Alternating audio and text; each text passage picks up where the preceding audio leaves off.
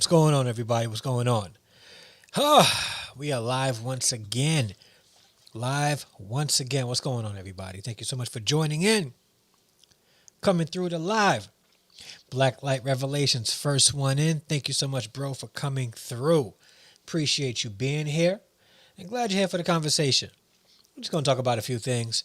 A couple of things that's on my mind. And to everybody else that's watching, thank you so much for watching. I appreciate you all for coming through every week. What's going on, Hot Mess Nest? Thank you so much for coming through, too. It's a blessing to have you guys here. And listen, let's talk about this conversation, all right? I want everybody to just have a free opportunity to share what they think about this topic of love, all right? About love. Hey, Mom's in the building. Goddess Baby 77 TV channel. What's up? How you doing? Thank you for passing by. Even if you're here for a hot second, I'm glad that you're here. I'm glad that you made it through. Hey, Jayla, how you doing? Good to see you. Hope you're doing well in school. All right. Man, today was a day. My son went to school, took his high school placement test. I had a doctor's appointment, optometry, the eye doctor, the guy that does the eyes. And wouldn't you know, 41-year-old Dre needs to get glasses. Yep. You see, what happens is when I drive and when I'm looking too far, it's hard for me to make out the text. It's just blurry. And what's funny is I can actually make out the text because I understand shapes. I know shapes. So although the shape is blurry, I'm still able to read a lot of stuff. But you know where it really messes me up? LED lights. Like, the LED lights doesn't just stay straight. From a distance, it starts to spread. You know, so you're not like watching Star Wars and Luke and Anakin, they go in with their lightsabers, right? If I'm watching from a distance, it looks like they're swinging a 4-foot bat at each other. It's crazy. Thank you for sharing me out. I appreciate it. Todd Bang's in the building. Real talk. What's going on? Andrea, how are you? Thank you so much for coming through. Yeah, we're going to have a great conversation. So let me just engage the chat for a little bit before we get started. Good. Mr. H, real talk. Hey, Andrea. Everybody just showing love to each other in the chat, and I love that. I got a question off the rip. What's the question? What's love got to do with it? Absolutely nothing. No, we'll talk about it. We'll talk about it. Everybody got theories about love. And this is a theory about love. And I think this actually specific theory produces more sustainable relationships. Okay? And we'll talk about it. I have a question. All right. At least you didn't have to wear them until 41. Oh, listen, man. But here's the thing, though. I was wearing glasses before because I like the style. Like, I like the style of wearing glasses. Plus, it makes me look studious. It makes me look smart. So I don't mind glasses at all. I don't mind it. Now, it's a thing that I have to wear it. Like, when I'm driving at night, I can see shapes, and good thing I have a good sense of direction. I would drive and probably get lost if I wasn't able to see, or I wouldn't get off the highway in time because I can't see the signs that well. Man. Wow. I need glasses, y'all. But listen, it is what it is, you know? Like, I'm getting a little bit more wisdom, getting wise, all right? I don't have as much gray hair as I want. I got a couple in my head, but I promise you, I don't dye my head, and I wish more gray because I want that salt and pepper look. It just doesn't happen for me. It's not happening. Don't know why, but I'm wearing glasses because I need to wear glasses. It's annoying. Hey, what's going on, YouTube Court TV? Logic is in the building, and I'm glad you're here for it. Because we're going to have a decent conversation tonight. And I'll be dropping the number so that you guys can call in as well, because this is going to be one of those conversations where I want your input. I want to see what you guys have to say about this, because it's a lot of people have different opinions about this. And I understand why people have different opinions about it. Society has taught us and conditioned us to think a certain way about love. From the movies we watch, TV shows, excuses of why we end relationships, right? So it sort of conditioned us to think a certain way about love. But the question is love really a feeling? Is it a lie when you are told that love is a feeling, right? Is love really a feeling? Do we feel love? Or that feeling that we have, that euphoric feeling, is it love? Is it really love? Because I'm going to be honest with you. I love coffee. Love the taste of it. I ain't trying to marry coffee, though. It makes me feel good when I drink it. It stimulates me in the right places. It stimulates my tongue well, especially if it has the proper flavored creamer in it. It stimulates me. So it leaves us to ask the question, is it really love? Do we really love it if it stimulates us? Because that's what really it is. Like when we talk about love and the feeling of love, right? The emotion of love, as Logic put it, right? Is that emotion selfless, or is it meant to stimulate you in a certain way to make you feel good? Right? Is it supposed to make you feel good? Right? Well, good point, Todd. Pure love can be felt, but it's not a feeling. The thing is, it can be felt. And you know who? I watched a video today on Desiring God. This is Desiring God YouTube channel. They haven't produced much. No, not is it Desiring God? Yeah, I think it's Desiring God. They haven't produced much content as of late. I think this video was a couple of years old. And they talked about that. Talked about love itself is not a feeling, right? But people can be made to feel love. And people can only be made to feel love if somebody acts on it. So people have this saying, I fell in love, or I fell out of love. And that's my problem with love, or what we think love is. We watch Disney movies and the princess is walking by and the prince is looking and they start batting each other's eyes at each other and they start feeling nice, and there's butterflies and music and crabs are singing calypso songs and stuff like that. And all of a sudden they're in love, right? Because they have that feeling of love. The problem with feelings is that feelings change. Feelings come and go. At one point I could be happy, and then I may not be happy. And the thing is, if we focus love based only on emotion, only on feeling, we are liable to not just fall in love, but fall out of it. Let me see something. Let's see if Streamlabs is on its money today. All right? Fall out of it, right? So love is a reaction to an action. Or could love be motivated to act, therefore giving that reaction? See, so is love only reactive, or does it have to have a action at first? Because the thing is, I love this coffee, right? This coffee doesn't love me back. If this coffee can talk, it'll probably say, Dre, stop drinking me. I'm trying to live. Oh, wrong one. That was a bad joke, so I'm just going to give myself the trombone. Right? But here's the thing, right? When it comes to love, right? Yeah, we can have these feelings, these euphoric feelings, right? Where this person makes me feel good, or this thing make me feel good. Because honestly, this thing and this person can stimulate us in different ways, but sort of give us that same feeling, right? It's like that feeling where when you buy a new house or a new car, it's like that euphoric feeling, right?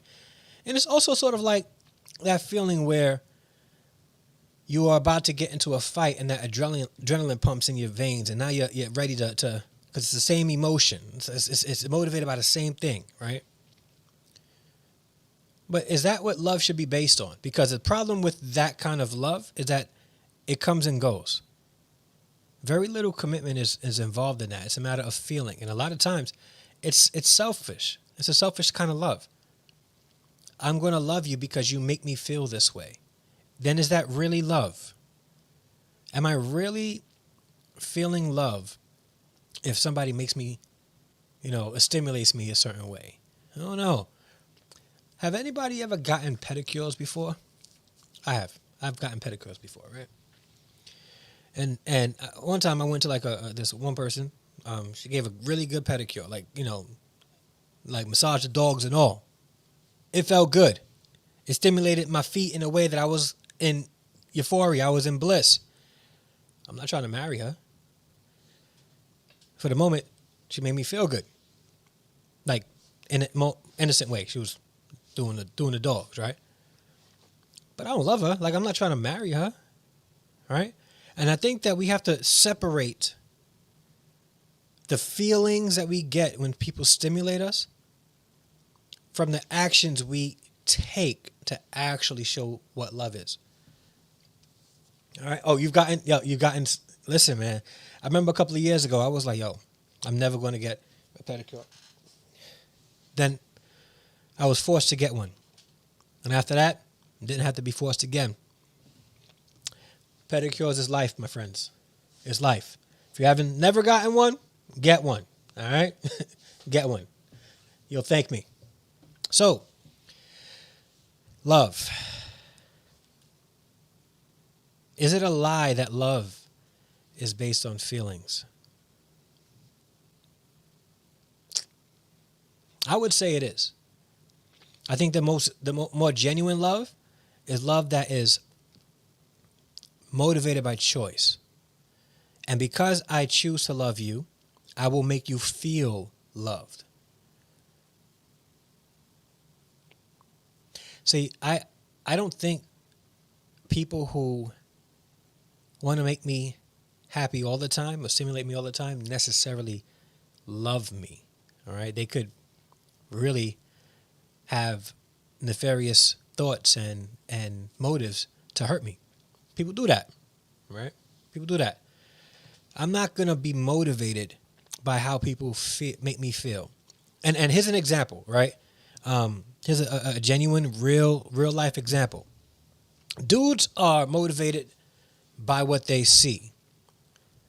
And they can see a beautiful woman walking down the street, right? And this woman is giving them all the feels.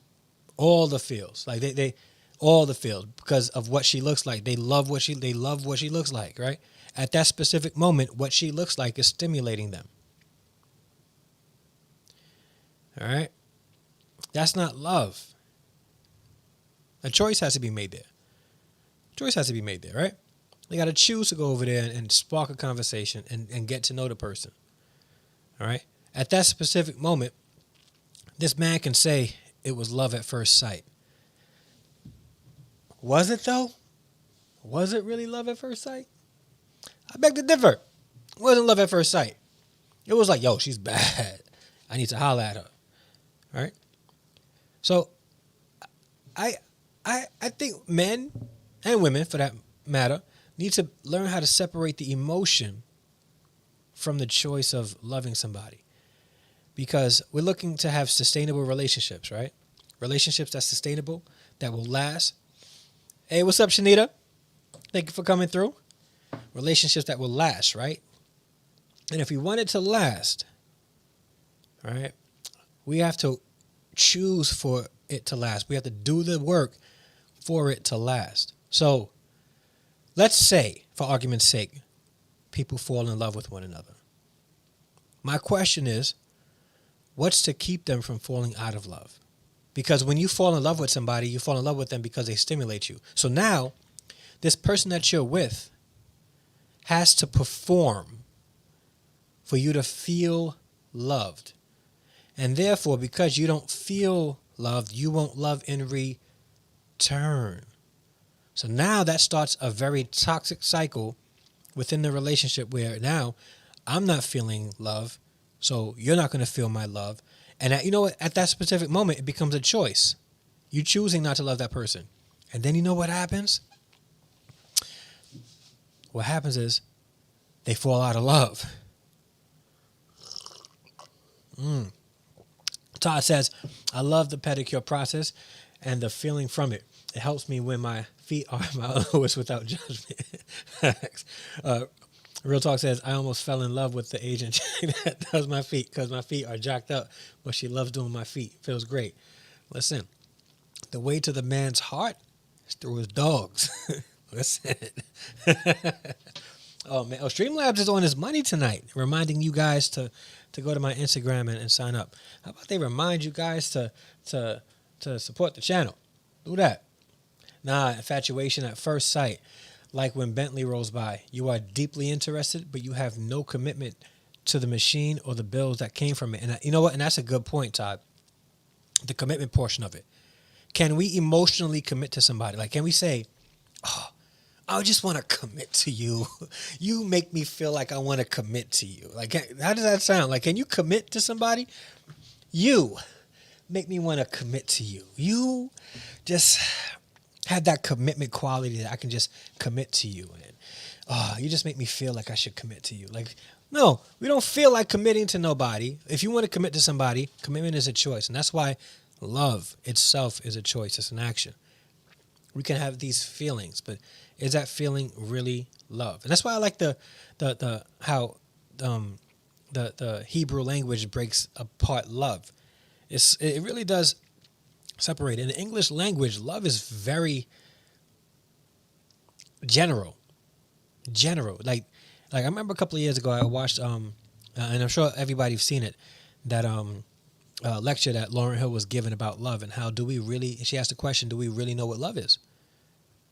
Do we really know what love is? Because love should be sacrificial. When you sacrifice, you make a choice to do so. It should be something that is not based on what stimulates us, but in this culture we live in, we love what stimulates us. Is it really love? I'm gonna show you guys a quick video. I'm not sure if you guys have ever heard of Jimmy Evans. Jimmy Evans is a marriage expert within the Christian church culture, right? I follow him. He actually has good information. Him and his wife have a solid relationship. He's a dope communicator as well. And I'm going to show you guys this video real quick. Hopefully it works because Streamlabs be playing me. All right? So check this out, right? Jimmy Evans. Let's see if I can get the picture in picture. There I am in the side. What up? All right, so let's see what he has to say about this. To take our thoughts captive and to tell ourselves the truth. Here's another truth that we need to tell ourselves, and that's the truth about our spouse. Loving them is a choice, it's not an emotion. This is what Solomon says. Drink water from your own cistern, and this is talking about loving your own wife. Drink water from your own cistern, running water from your own well. Should your springs overflow in the streets, your streams of water in the public squares. That's talking about your sexuality being given away to somebody else. Let them be yours alone, never to be shared with strangers. May your fountain be blessed, and may you rejoice in the wife of your youth. A loving doe, a graceful deer. May her breasts always satisfy you, and may you ever... Now listen, you hear what it's saying? Now it's getting a little bit erotic. The Bible got some moments in there where there's a little eroticism inside of it, meant for the husband and wife. Check it out. Be captivated by her love. This is a commandment. He said, rejoice in the wife of your youth, not find a younger wife. Don't trade her in on a new model. You keep that model. And you make a decision that says, I'm going to be captivated by her love. You say, well, what if I don't?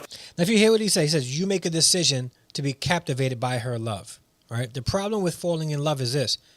I can fall in love with you. I can also fall in love with you. I can also fall in love with you. And you know what? I'll fall in love with you. Or I will fall in love with you as long as you can stimulate me the way I need to be stimulated. If not, I will trade you in for a younger model. What's going on, V?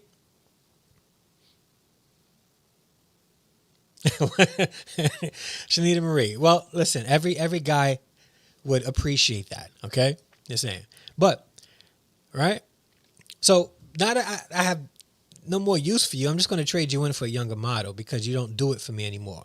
I fell out of love with you. So now what I'm going to try to do is fall in love with somebody that's a better model than what you were. I just do away with you. If love was an emotion, that would be okay, right? That would be okay. And we try to justify the falling out of love part because we really lack the commitment to be in a relationship. The issue isn't the other person. The issue is you. The issue isn't that you fell out of love. The issue is you lack integrity in the relationship. The issue is that you chose not to commit and to love this person. That's what the real issue is. It's not that you fell out of love. It's that you went into the relationship with selfish motives in the first place, hoping to get something out of it. And now you can't get anything else out of it. So what you want to do is find somebody else that you can fall in love with to get out of them what this person is no longer giving you. But y'all don't want to hear me. Y'all don't want to hear that. Y'all want to hear, oh, come on. You could fall out of love, and then it's okay to fall out of love. If you're in a marriage, you made a choice. If you're in the dating stages and this person isn't stimulating you, that's the time where you realize, listen, I can't choose to be with this person. So I can't knock it there. You know, if you've been in even a long-term relationship, as long as you're not married, I can't knock it. You do you. All right? The dating stages is to vet the person that you're trying to marry. That's why we date. We date so that we can vet the person we're trying to marry. If I made a decision to marry you, I made a decision to love you for the rest of my life. At this point, how I feel about you is irrelevant. I will love you regardless. Even to the point where you make me not like you, I'm going to love you. Period. I'm going to make sure all your needs are met. All right? And I'm going to pray us through. And you know what? I will like you again. I promise that. Because human beings react off of emotions. But when we make decisions, emotions become secondary. So now it's like, okay, this person really drives me nuts. I made a commitment to this marriage. I made a commitment to love this woman. I made a commitment to love this man. I'm about to work this out. We're going to work this out. Unless you make that commitment to love somebody and that choice to love somebody, every single choice, every feeling that you fall in and out of happens. Like, it's just going to happen that way. So, love has to be more than just an emotion. It has to be, because there's nothing holding it there. Commitments can be held. Commitments can be held accountable. You made a commitment. I'm holding you accountable. But when you fall in love with somebody and you say, I fell in love with you, there's an out there. I fell out of love with you. I just don't love you anymore.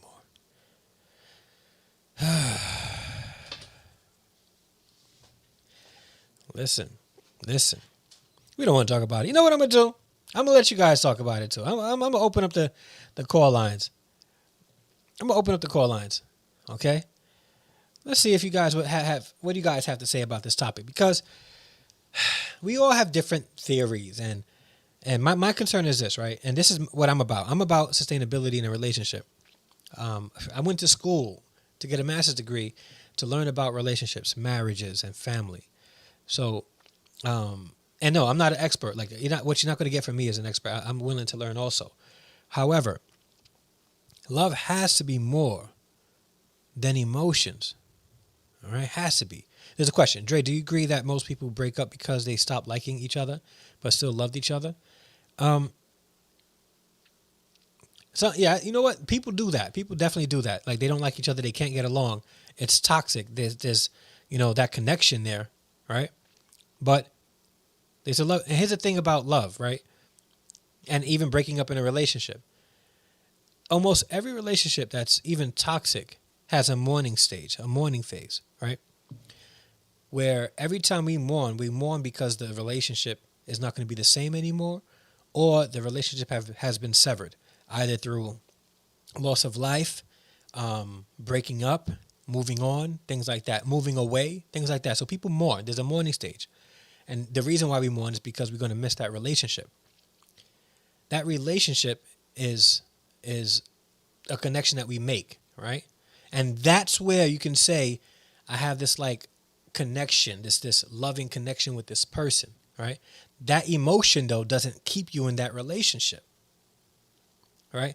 And I think what you're asking is actually key to what I'm trying to say.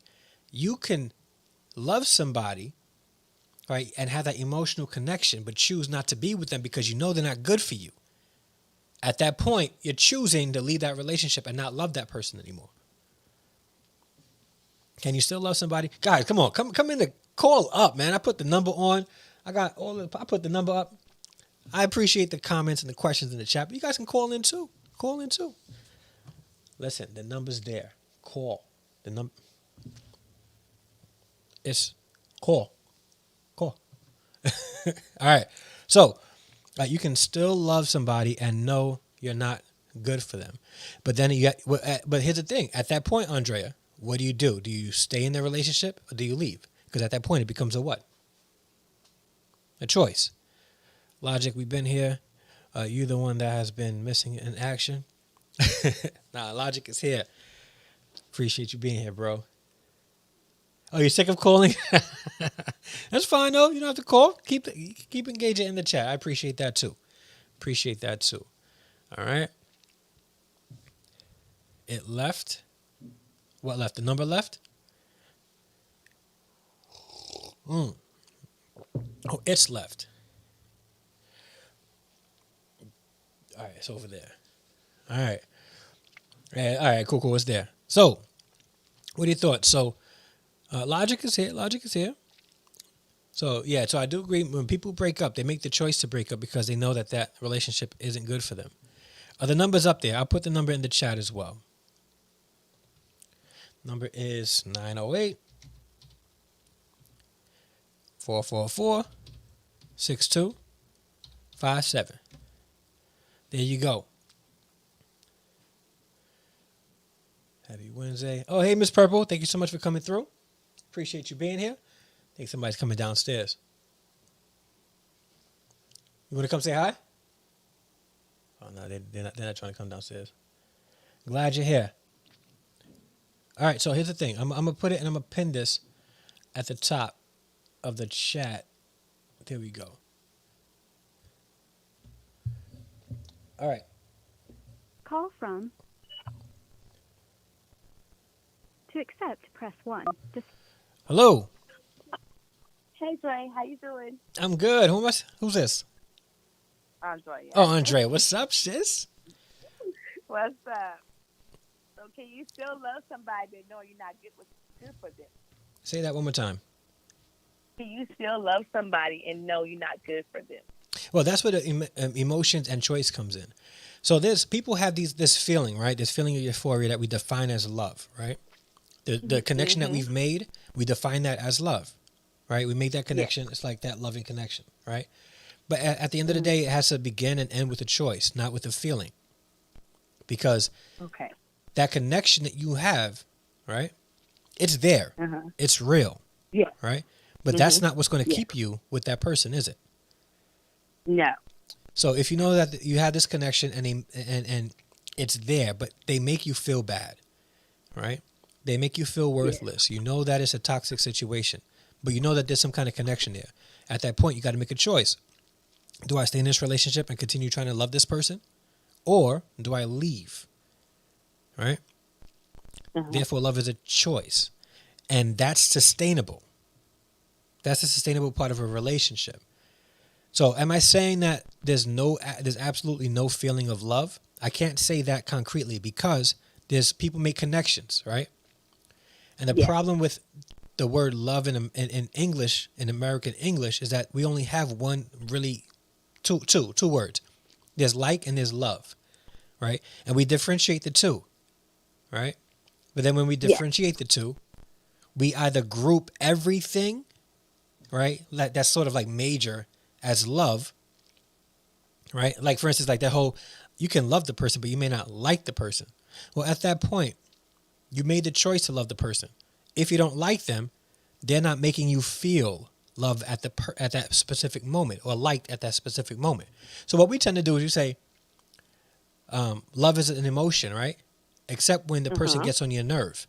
Then you don't like them. So which one is it? Is it like that's the emotion, or is love the emotion? Or is like the emotion and love being the choice? So, I never thought about it that way. And so in the English language, we really only have two major terms for it.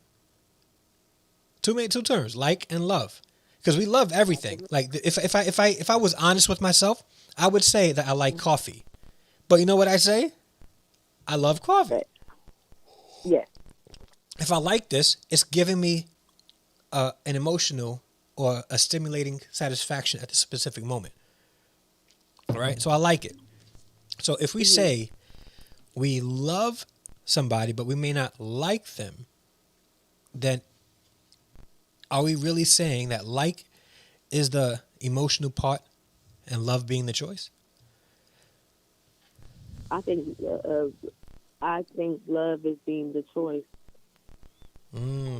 So when we say it like that, it makes a little bit more sense, right? Yes, I think love is being the choice because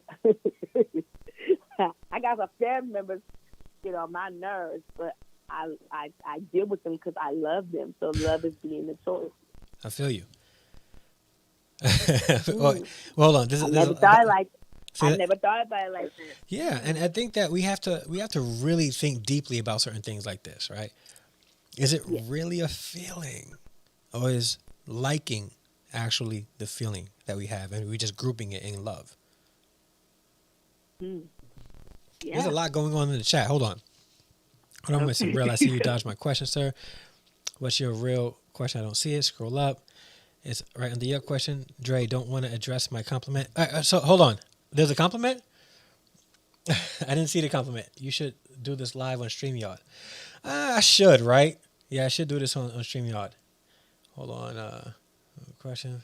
Real, is this someone you have in mind with that question? Oh, gosh. Dre, do you agree most people break up because they stop? Like, all right. But I don't see any compliment. But whatever compliment you gave, thank you. Appreciate it.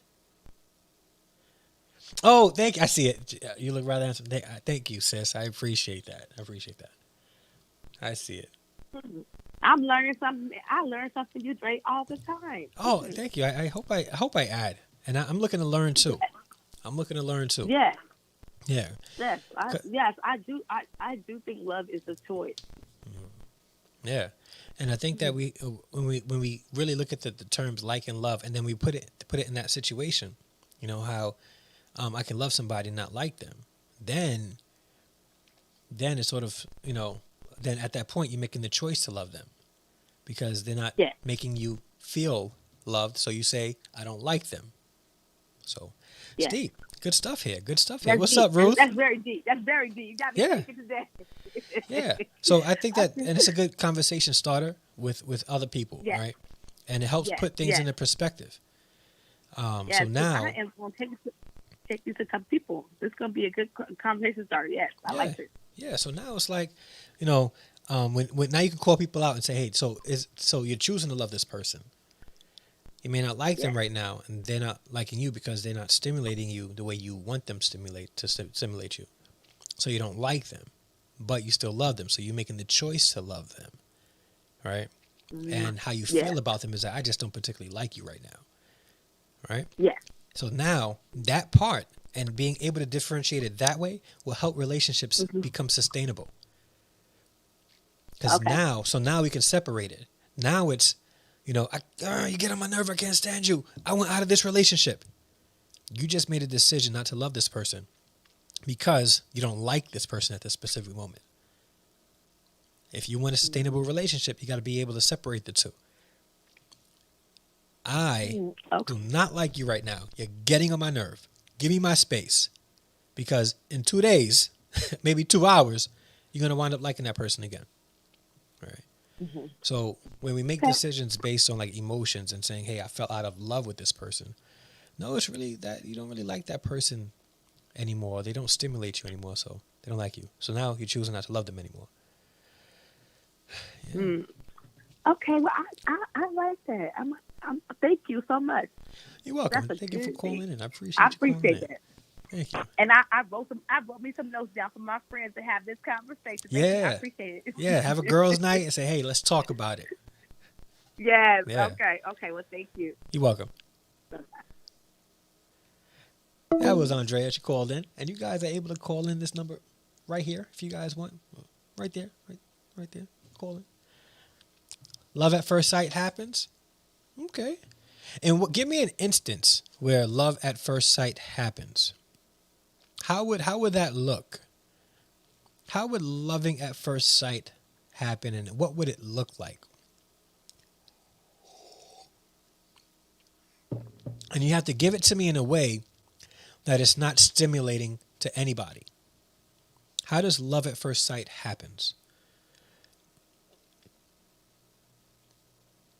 Because I'm interested in that. They say love at first sight. Because I've seen some pretty women. Pretty women. I don't love them. Nor will I make the decision to love them. At childbirth, I promise you, and I'm about to explode that theory right now, sis. Not in a bad way. You fell in love with that child the moment you found out you was pregnant. You fell in love with that child the moment you found out you was pregnant. You loved that child before you even knew what that child looked like. You made the choice to love them before you even knew what that child looked like. Am I wrong or am I right? Am I wrong or am I right? Let me know. Let me know in the chat. All right? Is that real? Like seeing a baby for the first time and saying, oh, I'm in love. You didn't love your baby? Wait. Shanita. Really? Let me know. Looks like Streamlabs is skipping again. Listen, Streamlabs. You made the choice to have them. Okay. But you didn't love them while they were incubating in your body. And you being a woman, the amazing woman that you are, able to house life inside of you, feeling the kicks and the movements. And you didn't fall in love at that moment. Quote unquote. I made the choice to have them. Okay. How you going to tell me what I felt? That's that Leo in you. I'm not a Leo. You talking to me?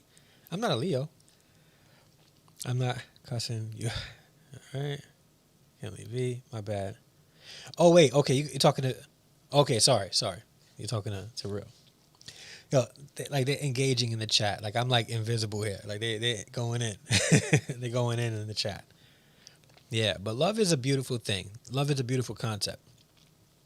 But defining love is really hard in our American English lexicon because we really don't know what it means. And it's hard for us to be objective about the concept of love because a lot of times love is simply based on what stimulates us. And my mom's in the chat. Yes, I fell in love while pregnant with you. Yeah, see? You made the choice to love while you was pregnant with us. And then you found out there was two of us and you cried. Yeah, I remember my godmother telling me the story. You cried when you found out there was two of us incubating in your belly. Yo, fellas, I'm about to have a sip moment, all right? I'm about to have a sip moment. Yeah. Got a call. Call from the one and only. The one and only. to accept, press 1. All right, so let me, hey, Shanita, I'm about to, just before I get with you, I'm going to have a sip moment real quick. Fellas, and I'm going to say this, all right? And I'm about to get probably blasted for saying this, but the female anatomy is absolutely amazing. Outside of what it looks like, women is the only species, like, you know, a human species, like just women, that has the capability of housing life inside of them and having that feeling of life growing inside of them, right? I'm being honest with you, right? Like, I would love to have that feeling of having my child that close to me. I just don't want to bother with the childbirth process. I'm going to be honest with you, all right? I'm going to be honest with you.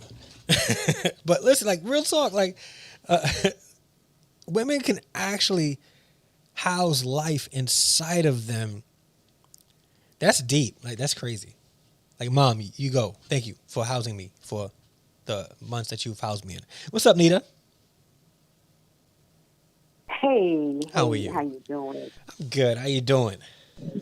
I'm blessed and highly favored. Yes, you are. Yes, you are. So, Black Light says everyone is capable of carrying parasites. That's great. Yeah, they are. Babies are a little bit parasitic when they're in the womb. Can't front. So let's talk, sis. So not every woman has the same experience as Yeah. far as having a baby and childbirth is concerned. Some women don't even want the baby, and that's not to say, they're not going to eventually love the child, but sometimes it takes on sight to be like, oh my God, this is what I birthed. Yeah. So that's why I say love at first sight does happen, because a lot of women are miserable when they're pregnant. They just want it to be over. They don't want the kid no more. They don't want the experience anymore. But when they see their child, it's love at first sight. So that's why I said love at first sight happens. You even have parents who are surrogate, and they're like, no, I don't want this kid. I don't want this kid. This is strictly for you. And then when they give birth to the child, it's like, I changed my mind. Yeah. I love this child now. So That's a good point. Valid point, too. Valid. It happened. Yeah. I can't even argue with you. And I was hoping to. I can't even argue with you. I know. I stand. I know. Yeah. You know. I'll pick an argument. Just let me have it. Thank you. You got this. Yeah, but that's a good point. And guys in the chat, what do you guys think about that? Because I think she just brought up a very good point. How, because my thinking about love, I'm really trying to think of it as a more objective thing, right? Where it could be strongly defined, right? Strongly defined. And I think you just brought a very interesting point. And I think this is a point that a lot of men won't realize. They won't actually conceptualize, because, for men, and I'm gonna be honest, for a lot of men, it's hard for us to comprehend how a woman can't love the child that is growing up inside of her, right? And it's not I'm not saying it in a bad way, right? Because the circumstances that you just gave, like a surrogate, right? All through the pregnancy, she could be thinking this child belongs to somebody else, or somebody who wants to give up the baby for adoption. This child belongs to somebody else. They signed the papers and all that stuff. And then I even heard that in a lot of cases where for mothers who have already signed the adoption papers, they won't give that mother or the birthing mother even the opportunity to see the baby. Once the baby comes out, they take the baby out of the room so that this mother wouldn't change her mind. So you know what? I'm gonna say I stand corrected. Good point. You're welcome. Listen, don't get ahead of yourself. All right? You got a good, valid point. Valid point. All right? I know. I have every now and again chance. Yeah, valid point. Valid point. That's a love at first sight. Do you think that applies? Does it apply though to male-female relationships?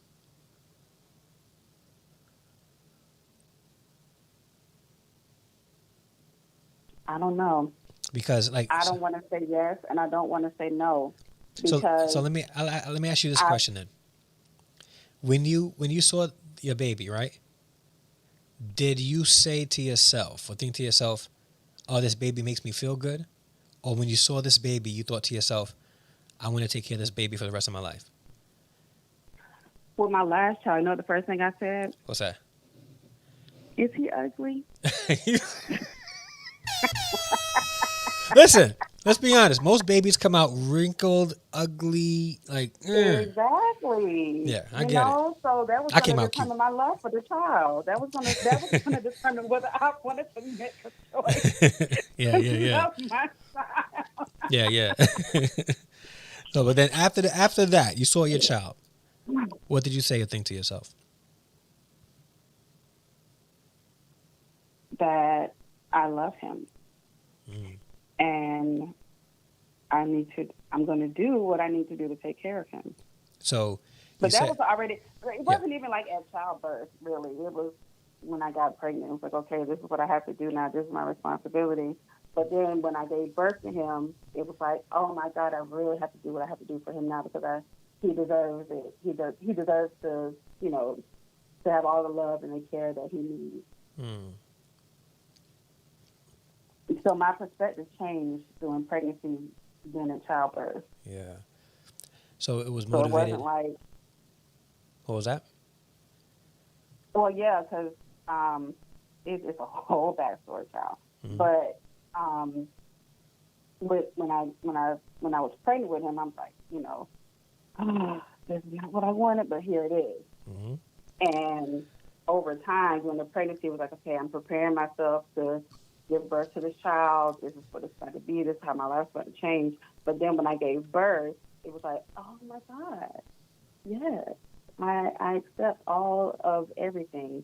I love this child. He's mine. So every woman is different. Yeah. Well, one woman's going to say, oh, I loved you from the day I knew I was pregnant with you. And I loved you ever since. And then you have some women who are like,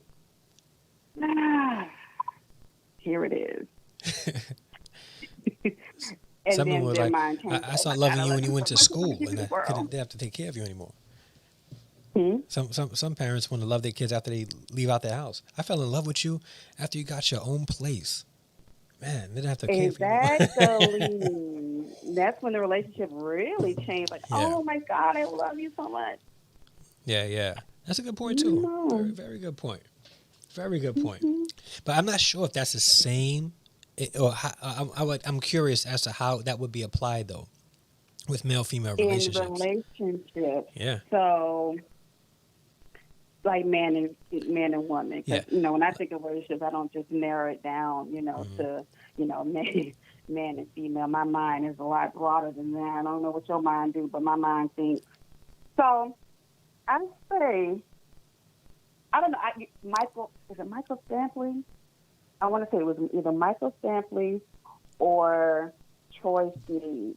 But he had said that when he had first seen his wife, he fell in love with her on sight. And he knew that he wanted to spend the rest of his life with her. And they had been How did she look, though? Ever since. How did she look? To me, she was attractive, but I don't know how she looked when they first met. She wasn't ugly. She was definitely a looker. Yeah. But beauty is in the eye of the beholder. What looked good to me may not look good to somebody else. So it looked good for him, but I didn't believe it either because I'm like, man, that marriage ain't gonna last. But here we are, 2 decades later, and they still married. So I don't know. That's what I say. I can't say yes and I can't say no. I just say I don't know. Yeah. Okay. Yeah. Yeah. But Ruth, that's all I wanted to add. And that was a good ad though. Like definitely a good ad. And I'm probably gonna do more research on that as well, just for my just personal study. Because that was a good good addition to it. Because now there's a variable there. There's a huge variable, So would it change when it comes to different kind of relationships, or would it change? So yeah, that's a D. Thank you for adding that and giving me the motivation to look into it more. I appreciate that. Troy Sneed, but he did die just recently of COVID. So, but these both are artists. Yeah. Michael Stampley and Troy Sneed, gospel artists. One of the two, but look one of them up and read his background story with his wife if you so choose to get a chance to. But yeah, he had said that on one of his because I had his CD. Yeah. It had to be Troy Sneed. Yeah. What's that song? There's a place in my heart, and I gotta get it out. Is that Troy Sneed? I'm not sure. But first off, Shanita is going to sing every opportunity she gets. Tell you. Don't do me.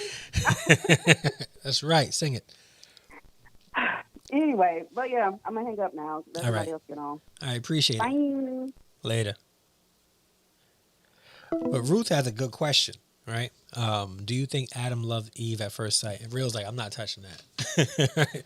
But here's the thing about that, right? If we look at the scripture, right? And guess what? I got it up. See, now it doesn't want to work. Now it doesn't want to work. Let's see something. Let's see if I duplicate it and then open it this one. Doesn't want to work. Only when this worked. Trying to trick it. So for some reason the Bible app doesn't work. Hold on, but if I decrease it, will it work? It works. Okay. So now, Ruth. It says here, the Lord God took man and put him into the garden. Saying, surely you die. The Lord said it's not good that man should be alone. I'll make him a helper fit for him. All right. Then he wakes up from the sleep and he says, and the rib that the Lord God had taken from him, he made into a woman and brought her to the man. Then the man said, This at last is bone of my bones and flesh of my flesh. She shall be called woman because she was taken out of man. Therefore a man shall leave his father and his mother and hold fast to his wife, and they shall become one flesh. And the man and his wife were both naked and were not ashamed. Right? Now, this passage is actually pretty deep, because nowhere in there does it say that he fell in love with Eve when he saw her. Right? When he saw her, he understood the gift that God gave him. Right? And he actually, defined her. Actually, at that specific moment, he said, "This is who you are. This is what you're going to be to me." Right? And this is even said they were both naked and were not ashamed. It doesn't really say anything about love at first sight there. It could have been just a matter of duty, right? There's nobody else in the garden at that time except for the two of them, according to this part of the Bible, right? And if we're going from the Bible, we got to stick with the Bible. It's only the two of them. So at this specific moment, it's not a matter of choice. It's not a matter of love. It's a matter of being fruitful and occupying the earth. So it's deep. But even then, he saw her, right, and he said, "This at last is bone of my bones and flesh of my flesh. She shall be called woman, because she was taken out of man." And then he says, and he makes this clear: "Therefore a man shall leave his father and his mother, and hold fast to his wife, and they shall become one flesh." All right. So at this specific moment, he's saying, at this point, his job, his duty, his choice is to leave his father and his mother and hold fast to his wife, and the two shall become one flesh. It's pretty deep. That's a good question, though. So I don't think that it was like love at first sight. I'm pretty sure that he saw her. No, they weren't even ashamed about the nakedness. The nakedness was normal. So it wasn't even like he saw her and saw her silhouette and was like, "Yo, father, thanks a lot." "Yo, what's up? Yeah, I'm going to call you Eve. Come over here. Let me holler at you." No, it wasn't like that. It definitely wasn't like that. Definitely wasn't like that. Yeah, but I feel what you're saying, though. Like, I can't say that it was love at first sight with Adam and Eve. I think it was more of a, we have a job to do. We have a function. Our function, our goal together, right, is to occupy this earth and to build a family of people. So let's do that together. And I think that was the motivation behind them coming together, more so than love. So at that point, they didn't need to love each other because they were the only two people on the planet. They had to get to work, and getting to work produced all of us. Know what I'm saying? Can you explain something to me? Reading Adam and Eve were the first two on earth, and bearded and two sons. Did the women come from their sons married? So that's a good question, and I think a lot of people have an idea of. They look at the Bible either literally, or figuratively, right? So the assumption is that they had kids with their kids, or they had babies or had daughters, and then so Adam and Eve had two sons, and those two sons, what did the women? So here's the thing: the assumption is that they only had two sons. The Bible never said that they only had two sons. The Bible speaks about two sons that they did have. They also started procreating after that. So they talk about two sons. Then after the death of Abel, they had other sons. The Bible doesn't say that they only had three sons. They had children. It just wasn't then. And then you guys will get into the topic of incest and all that stuff. That's a matter of timing at that specific moment, and it was a necessary need at that specific moment in history, biblical history. But the Bible never said that they only had two or three sons. They had multiple children. Yeah. And Real has a theory about, I don't think they were the only people on earth, to be real. There were others on earth. So, yeah. The thing is, we look at the Bible, and when we read it literally, right, we say, okay, because the Bible says that they only had 3 sons. That's all they had. And no, they had multiple children. I think Adam loved Eve at first sight because I think he loved seeing someone who came from his flesh. Dudes love their own stuff. I agree. Yo, you my rib. Come here. I'ma love you. You know how dudes love their ribs, right? Especially if it's seasoned right. I can't lick my fingers. Yeah. Thank you guys for engaging in this conversation with me, man. Like, I really, really, really appreciate it because love is it's there's a lot of depth to love, but in our language, there's really only one word to sort of define all those multiple feelings we have about love. I say that because when Cain was leaving, he was worried about others trying to kill him. Yeah. So that's why there was others that Adam and Eve produced, not just those 2. So they were part of the children, but they weren't the only children that they produced. So when people read it literally, they say, well, and the thing is also the Bible doesn't definitively identify the time span as well. So it really is. Yeah, so we do like our ribs. We do. Yeah, but listen, thank you guys so much for engaging in this conversation with me. I really appreciate it. Love is really a deep, deep, deep idea and concept. And I think because we are, and I'm gonna say it, and I'm not saying it to be like in like a mean way, but we are self-seeking creatures.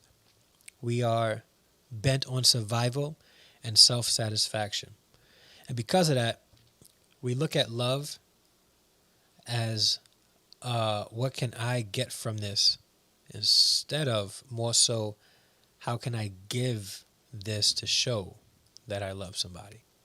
So I think the conversation that Andre and I had sort of sums it up about the like and love and the differentiation between the two.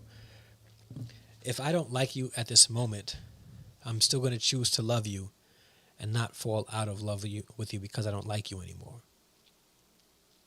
I'm going to choose to love you. When people get married, that marriage should be based on a choice, not a feeling.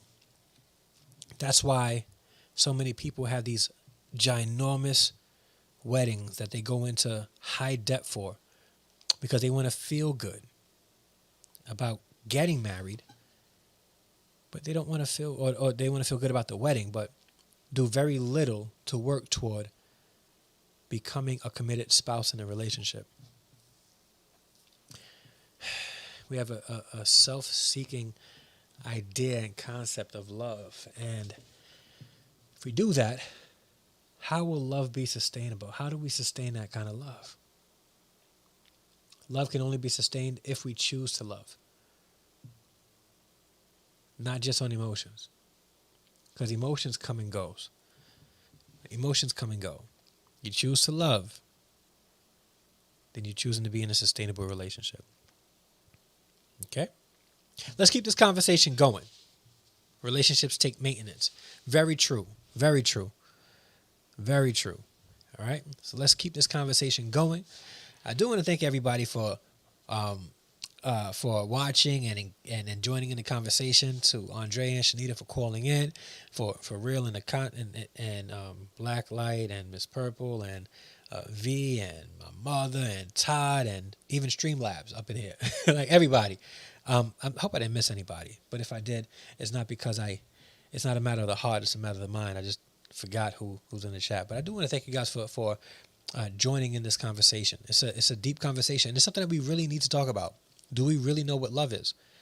Have we been lied to because we've been told that we can fall in and out of love with each other? Have we been disillusioned to think that love is a matter of how we are stimulated in a relationship? And if we're not stimulated just right, we can leave. Is that what true love is? Or is true love based on a choice, making the decision to love somebody no matter what? And asking this question, and then I'll close here. Right? is love sustainable? If it's based on emotions or if it's based on choice. All right, guys, I am heading out. I am Dre Harrison, or whatever you want to call me. All right. I appreciate you for being here. Thank you so much. And do me a favor. If you have not liked this video, please like it now. If you have not subscribed, you can join the Harrison Extended family by hitting that subscribe button and hitting the bell notification. And you'll be subscribed to my channel. All right. And do me a favor, leave a comment down below. What do you guys think? All right. Whether after the live, leave a comment down below.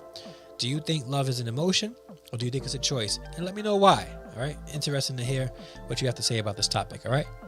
All right. God bless. I'm out. Love is sustainable. 100%. All right. Peace.